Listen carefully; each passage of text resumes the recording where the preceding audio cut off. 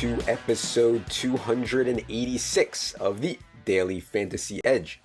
My name is Adam Levitan. I'm one of the analysts here at DraftKings. I'm the father of the most beautiful beast in the world, Jerry. And we are coming off of an unprecedented week. Never before have we seen scores like this. Never before have the quote-unquote right plays performed so well. You know, it reminded me of a week in November of 2014, which, God, feels like forever ago now, but November of 2014, when Ryan Fitzpatrick was the quote-unquote right pay down at QB play, and he threw 6 freaking touchdowns as a member of the Texans. And I'm sure some of you who've been around that long remember that too, but you may not remember that a lot of the other sharp plays went off that week too. I mean, that was just an absolutely insane week. And I haven't seen anything like that since, really. And I mean, this past Sunday was even more dramatic in that sense of high scoring. Let's just run through the list here quickly. And these are Millie Maker ownership percentages.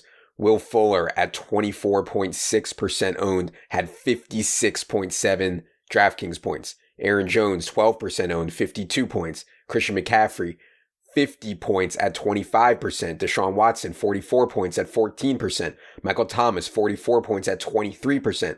The God himself, Chris Godwin, 34 points at 15%. Dalvin Cook, 29 points at 13%. I mean, ridiculous, right?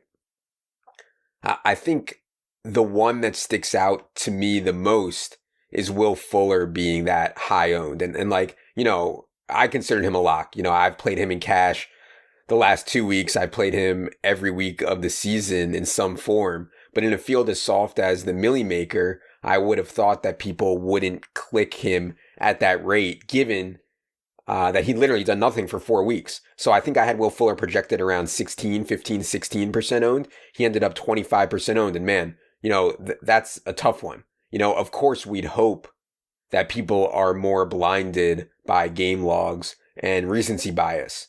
But, you know, this was like the nut setup for Will Fuller. And it wasn't that hard to see, you know, the best game environment. Will Fuller absurdly cheap for his role, you know, every down, top 10 in air yards, etc. You know, no Kenny Stills in the lineup.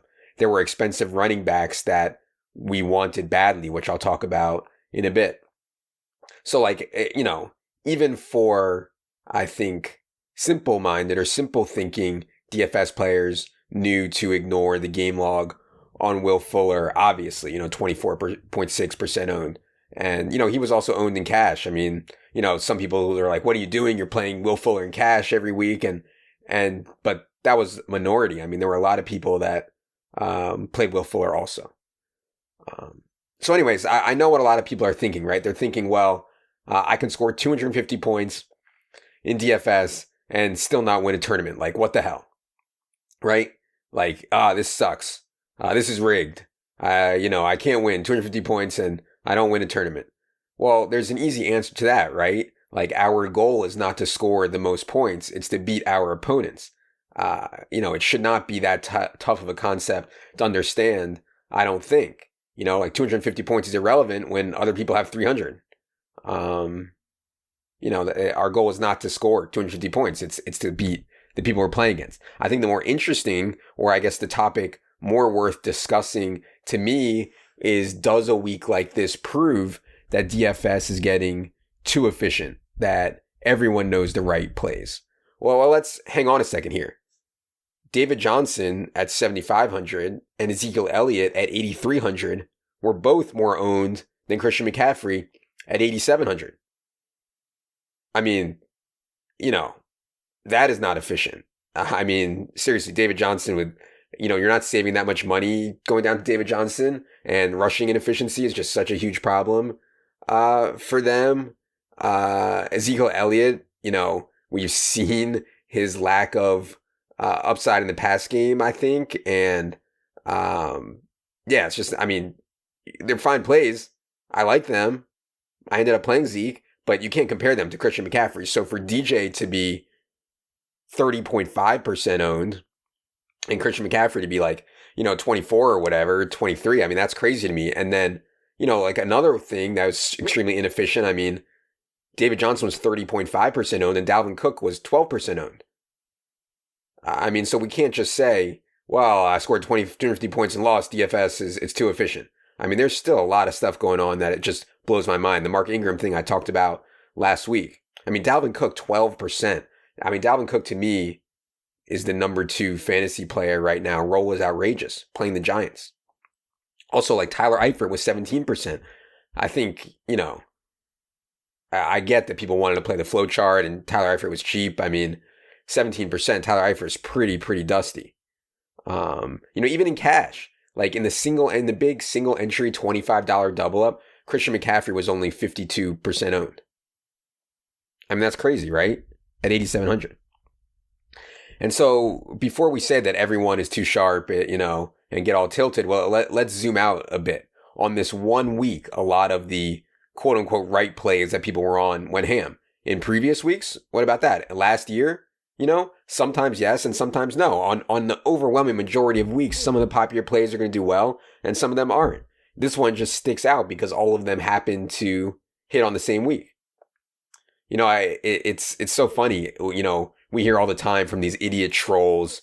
They're like, you guys know I hate the word touts, but touts. They're like, oh, touts know every week. Touts know nothing. If they knew what they were talking about, they'd just play and print money. I hate touts. Touts are idiots. They know nothing. Then 1 week later, same idiots. The games are too tough. All the touts just give everyone the best plays. It's not fair, right? So that's why I just ignore all these people. They just want to bitch. No matter what. They just don't want to take any ownership over their own results. They want to blame somebody else always. If they lose, it's because the touts are idiots. When they lose again, it's because the touts are giving everyone the best plays. It's like, people just want to complain, and people in life who never look inside and be like, why am I losing? Are never going to win in anything. Anyways, another thing that I'd say is I'm not even convinced that a lot of what happened was right. Like, I personally didn't play any Michael Thomas. 0. I didn't play Michael Thomas at 1 p.m. only. I didn't play him on main. I had 8 tournament lineups. I didn't play Michael Thomas in at all. I thought he was really, really likely for 7 for 75 or 8 for 80. I did not think his route tree combined with Teddy Bridgewater made, 10, 152 or whatever the hell he had possible. So I thought he was a really good fade. Obviously, I was wrong. But I don't know. I still don't know how many times Michael Thomas gets there at 23%, even against the Bucs, which has obviously turned into one of the biggest pass funnels in the league, or we already knew it was one of the biggest pass funnels in the entire league. So I'm not even sure that it was all quote unquote right. And look, if you consider yourself a GPP player and one playing optimally, aka playing for first place with all your lineups, then you should be licking your chops at Will Fuller 25% owned. Obviously he has 15 points or less, a huge percentage of the time. And him being 25% owned is just a print fest for people who fade in GPPs. I'm not some game theory bro. But you don't have to be one, I think, to know that Will Fuller's range of outcomes is way wider and has a way lower floor than him being 25% owned. So look, this was an outlier week. I'm not going to make any grand declarations. I understand that it's frustrating to score 230, 250 points and not win very much money. I would continue to chalk it up to GPPs are hard, and understanding range of outcomes versus projected ownership is going to be a huge key in DFS. It's not just play the best players anymore. It's range of outcomes versus projected ownership. So, it's just the game continues to evolve. That's all. And I know I've said this a million times before, but the reason that I don't love talking about these super thin, super high leverage plays is because you're going to lose a lot in that style. A lot, obviously Will Fuller was the right play, to me, but I don't want to talk about the game theory 1% leverage plays, because while that may be right and optimal, you're going to lose a ton. And people aren't prepared for that. The general public is not prepared to understand what a good GPP player's graph looks like. It's just gradually losing. Just a line going down, then boom, a big spike. Then down, tilt. Contemplate quitting, tilt. And then hopefully, boom, hit the lottery, big spike. So obviously, if you're not good, then you'll never get that spike. So it's super, super dangerous to play the GPPs the way that I think or I think most people would tell you is optimal if you're playing for first. Anyways, enough about that. Let's get to a man's game. Let's get to cash for the week. I was fortunate to book another really solid win. I never really considered coming off Christian McCaffrey, never considered coming off Will Fuller. I thought Will Fuller was just an absolute lock. I was always playing Auden Tate. I was always playing Dalvin Cook. So the really big decisions for me were, would I go down to James White or would I play Ezekiel Elliott? And then basically would I get up to Julio or would I be willing to play Kiki Kute? And so, for me, I've been talking about Kiki Kute since last year. Every single time he has had an opportunity, Deshaun Watson has not hesitated to throw him the football a ton. Like he had like double-digit target games in like his first NFL game, I think, and came back from a hamstring, saw like 8, 9, 10 targets in games. And the way that Atlanta played defense, I also thought fit really well with the way Kiki Kute is used. In other words, he's underneath. That's where Atlanta wants to force you to throw. So I felt pretty good about Kiki. And most importantly, like I didn't want to fade any of Zeke, Dalvin, or Christian McCaffrey. So I ended up spending like over 50% of my cap in cash on those 3 running backs. And then I had Fuller, Auden Tate, and Kiki at wide receiver, just punted off. I think that in this specific slate, I loved DeAndre Hopkins. I loved Julio Jones. Obviously, when you're playing cash, I think the floor is typically going to be higher with the pass catching running backs. And you can make a case against Zeke for sure because he's not as involved in the pass game compared to Dalvin and McCaffrey. But yeah, I'm always going to lean running back when it's close when it comes to allocating my salary in cash.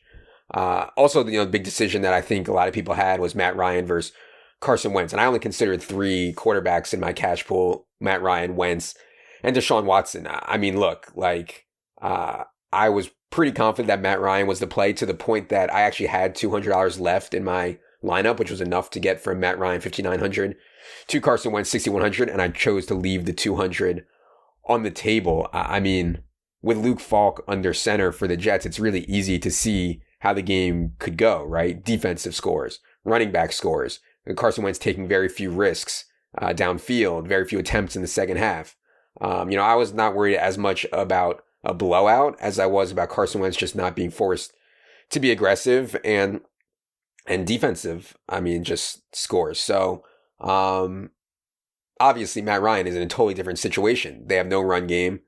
They have no defense. They're playing Deshaun Watson in Houston. And like Matt Ryan, fantasy number 2 quarterback in terms of points per game last year, 4 straight 300 games, now 5 straight 300-yard games to start this year. Like, I think that playing Wentz over Ryan probably was not great, if anybody out there did that.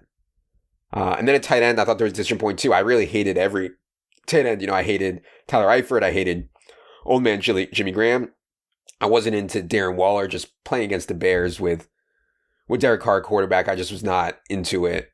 I wasn't that into Mark Andrews with his foot issue. I thought it was too expensive to get to Evan Ingram and Zach Ertz. So I just figured, hey, Austin Hooper has been extremely showing. I mean, Matt Ryan showed extreme trust with Austin Hooper, and then just get me more exposure to that game. So I figured Austin Hooper was just fine, which turned out to be the case. Anyways, I scored 239 points, but that was not enough to win the 4-man. That went to Al. We essentially had a 2v2. He had Michael Thomas and James White. I had Dalvin Cook and Kiki Kute, and honestly, I would not change a thing. Like, I personally think Dalvin and Kiki was the right side there. Obviously, I was wrong. So congrats to Al on shipping that. All right, let's get to the Listener League, which for the first time in the 5-year history of this thing was chopped.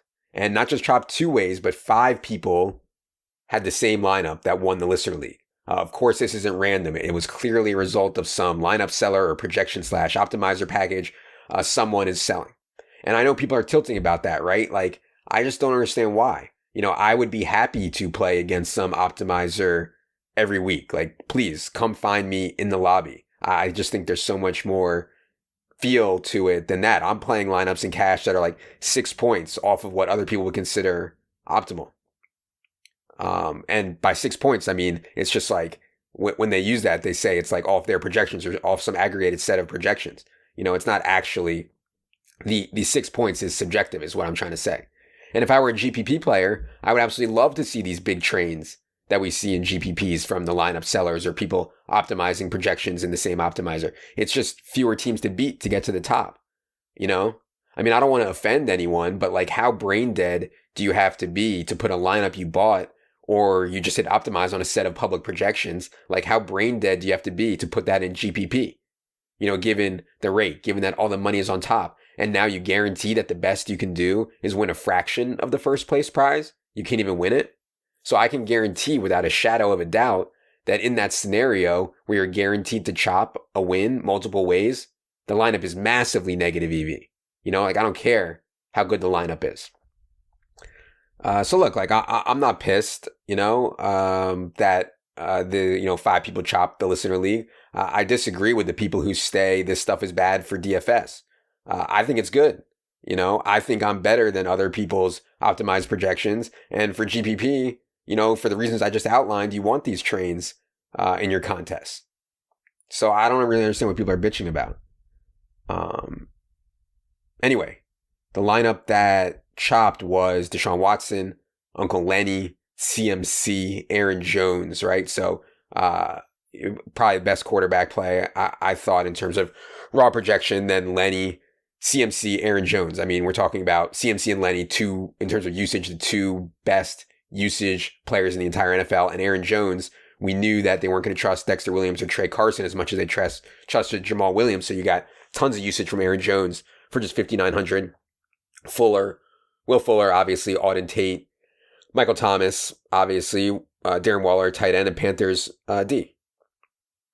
All were at least 13% owned. So see you all in the week 6. It'll be an 8-man. Al, Peter, and I, plus the 5 people who chopped, it'll be an 8-man. Should be interesting to see what the lineups look like. Hopefully, for our sake, they're all the same. That would be awesome. All right. Now it is time to tell you guys about Roman.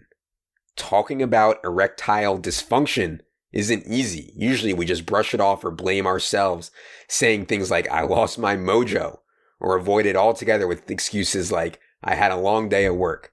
But with Roman, it is easy to talk about it with a real doctor who can prescribe real medication. It's simple, safe, and totally discreet. With Roman, you can get a free online evaluation and ongoing care for ED, all from the comfort and privacy of your home. The doctor will work with you to find the best treatment plan. If medication is appropriate, Roman will ship it to you with free 2-day shipping. The whole process is straightforward, simple, and discreet. Getting started is simple. Just go to roman.com/edge and complete an online visit. Erectile dysfunction can be tough to tackle, but now there's Roman. Complete an online visit today to connect with a doctor and take care of it. Just go to roman.com/edge to get a free online visit and free 2-day shipping. That's getroman.com/edge for a free visit and to get started.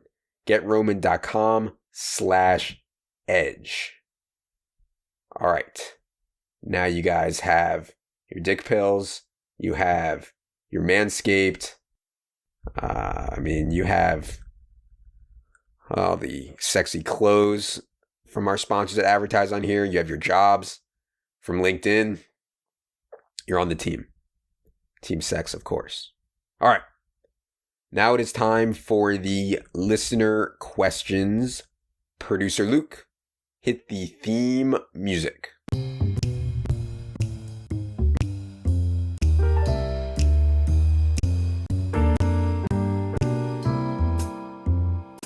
Do you think we'll see a time in the near future where sportsbooks embrace a head-to-head fantasy points prop bet, like Deshaun Watson versus Patrick Mahomes, DK fantasy points this week? Yeah, I actually think DraftKings Sportsbook might already have that. I'm not quite sure. I'm pretty sure they have over-unders on fantasy points that you can bet, although don't quote me on that. I think the bottom line is that these bets, much like player props, will continue to be offered as books try to acquire customers, right? Like, you won't be able to get rich from beating them because the limits will be so low, but they are fun bets, aimed at a massive audience, the fantasy football player as they try to convert people from fantasy players to sports bettors. And I think that, if and when DraftKings brings odds making, booking, trading, whatever you want to call it, if and when they bring it in-house, you'll see even more of these fantasy / betting crossover markets. I have no info on that. I'm just speculating, but yeah, those bets are going to be great and fun. And as serious fantasy players, we should be able to beat them at reasonable rate. Just like, we can beat player props at a very high rate. These fantasy lines, I think we should be able to beat pretty well. Question 3 comes from Chris Dotson. Says, as someone who believes the edge is still greater when playing less popular sports like WNBA, etc., have you ever considered playing LOL on DK? If no, why not? ROI not worth the amount of time it would take to learn a rather complicated game? So when Chris says LOL, he's referring to League of Legends. I mean, I've literally never played League of Legends, the actual game or the DFS game.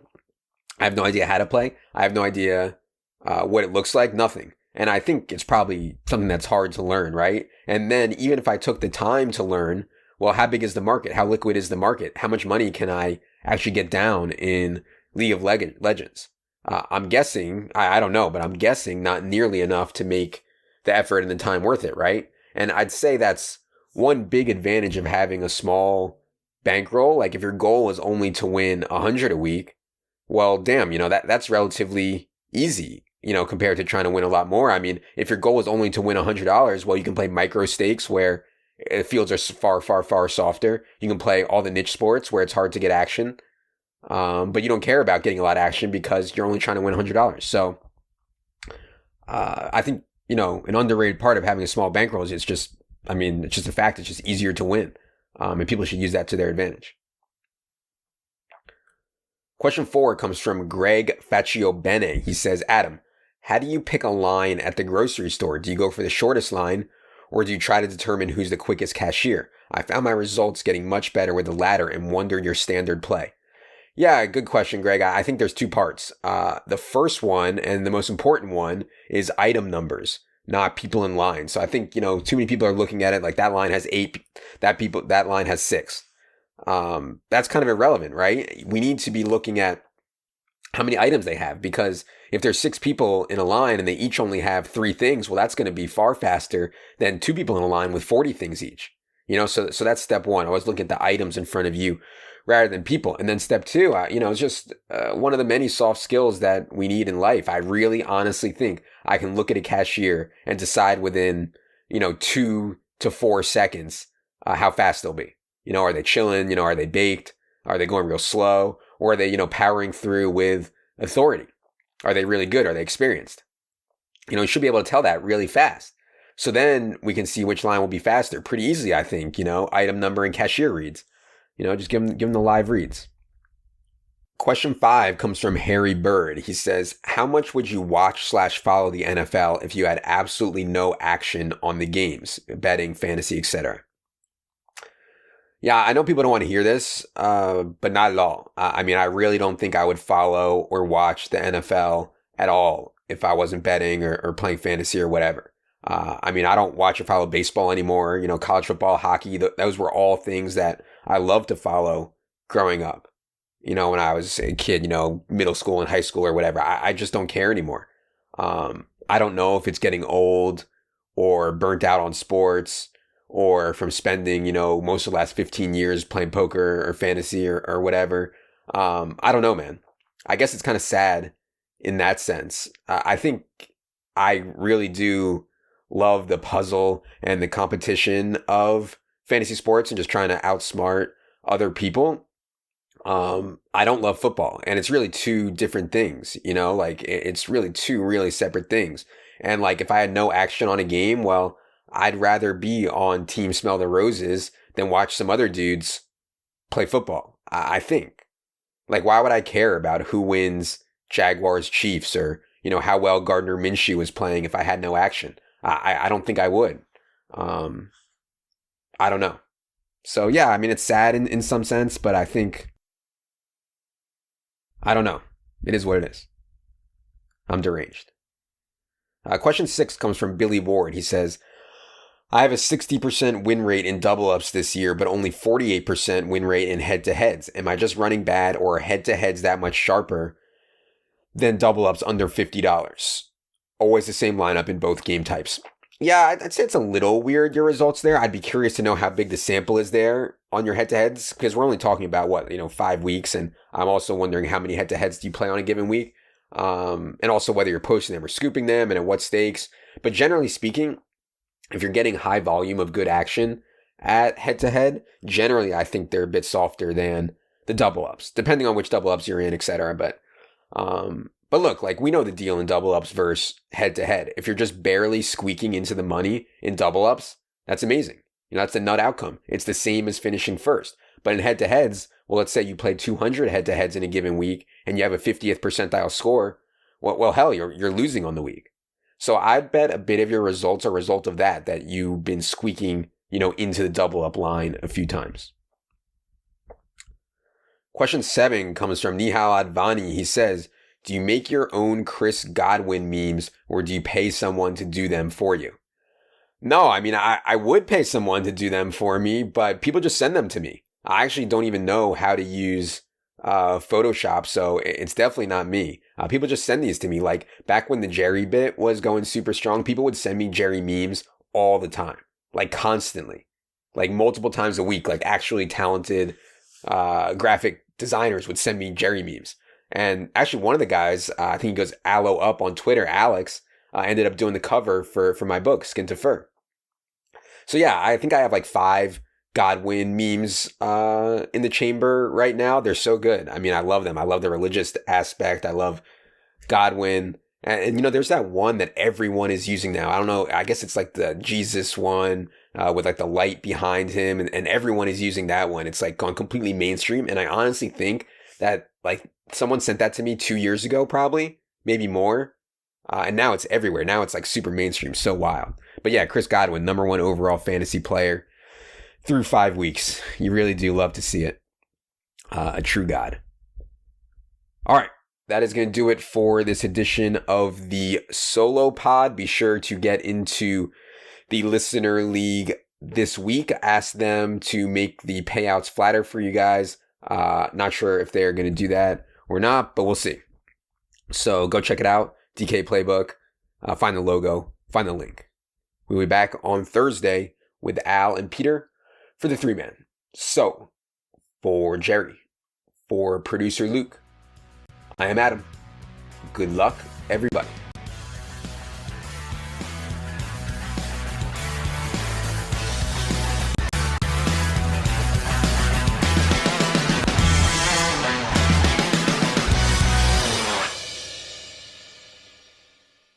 We are promoters at DraftKings and also avid fans. Our usernames are Adam Levitan, Al Smizzle, and CSU Ram 88. We may sometimes play on our personal accounts in the games that we offer advice on. Although we have expressed our personal view on the games and strategies in this podcast, they do not necessarily reflect the views of DraftKings, and we also may deploy different players and strategies than what we recommended in this podcast.